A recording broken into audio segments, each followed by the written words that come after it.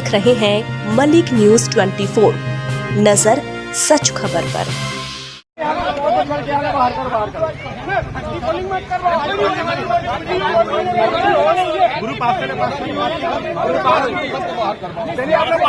देखिए, आरिफ मसूद के गुंडे जो है ना, पूरे भोपाल के पूरी मध्य विधानसभा सीटों पर जो हैं, जहां पर वोटिंग परसेंटेज ज़्यादा हो रहा है, वहां पर इस प्रकार की घटनाओं को अंजाम देना। राजीव नगर में एक हमारे कार्यकर्ता के साथ मारपीट की गई, एमपी नगर थाने में मामला दर्ज किया है। अभी यहाँ पर जानकारी लगी कि जो हमारे कार्यकर्ता आयुष है, उसके साथ रेहान गोल्डन जो पहले कांग्रेस में हुआ करता था, फिर निर्दलीय हो गया, फिर पता नहीं कहाँ चले गया और फिर वापस कांग्रेस में चले गया, उसके द्वारा उन लोगों ने बदतमीजी की गई और इलेक्शन प्रोसेस को इतना स्लो कर दिया गया है।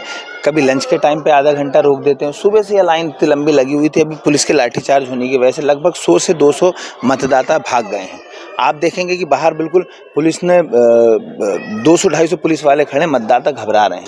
मतदान करने के लिए लोग निकलना चाहते हैं, मतदान करने के लिए लोग आना चाहते हैं। कोरोना काल के बाद पहली बार ऐसा माहौल बना है कि पूरे मध्य प्रदेश के अंदर मतदान का संख्या बढ़ रहा है। लेकिन जिस प्रकार की व्यवस्था की गई है, व्यवस्था से बहुत नुकसान हो रहा है इन अव्यवस्थाओं के कारण। ये लाइट की कमी है, लंच के लिए ये ऑफिस थोड़ी है भैया, आप मतदान को नहीं रोक सकते।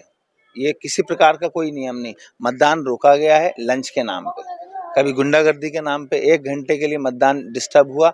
इन सब वजह से मतदान करने के लिए लोग लाइन में लगे हुए, बाहर खड़े हुए आना चाहते हैं, लेकिन जिस प्रकार की ये सुचारू व्यवस्था होना चाहिए, वैसी व्यवस्था चुनाव आयोग नहीं कर पाया और फेल हो गया है। समय मिलने से नहीं होता, व्यवस्थाएं होना चाहिए। यही समय यदि अतिरिक्त नहीं देते और व्यवस्था सुचारू रूप से पूरी कर देते तो ये स्थिति नहीं आती। सुबह से लाइन टूटी नहीं, ये वहां तक लाइन लग गई थी अभी 1 घंटे पे, लेकिन लाठीचार्ज की वजह से, गुंडागर्दी की वजह से सभी लोग यहाँ से भाग गए हैं और अब वोट देने के लिए आने। कुछ लोग बीजेपी के थे जो क्रेडिट लेने के लिए यानी कि फोटोबाजी के सेक्शन के अंदर आए थे। आखिरी टाइम के अंदर दिन भर में तो कुछ नहीं कर पाए। वो जो लोग कह रहे हैं साहब गुंडों ने कदर किया, एक गुंडा एक अपराधी अभी जांच से कौन से मामले के अंदर जांच के अंदर पड़े हैं, वो दूसरों को गुंडा कह रहे हैं। उनके चाचा क्या है उनसे तो पूछ लो। मर्डर केस के अंदर है, रेहान गोल्डन के ऊपर मर्डर केस नहीं है। लंबी लाइन का मतलब था उनको डर और दहशत का माहौल सता रहा था, जो उनने आके नाटक किया। उनका बूथ भी नहीं था वहाँ पर। हम कह रहे हैं फर्जी वोटिंग हुई है। मैं गारंटी दे सकता हूँ इस जो अभी जो था जैसा सिस्टम था उसके अंदर फर्जी वोटिंग तो नामुमकिन ही काम है।